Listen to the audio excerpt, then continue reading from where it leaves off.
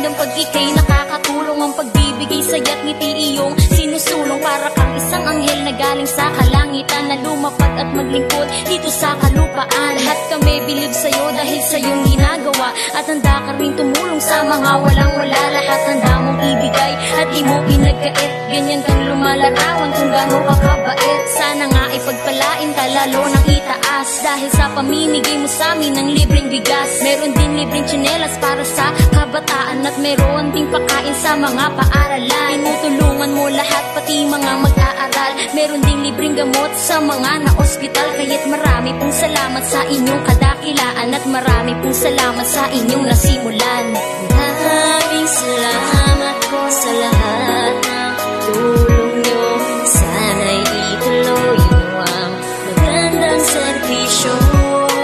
Tunay kong magmahal, may takot sa may kapal, laging maaasahan, pasasalamatan.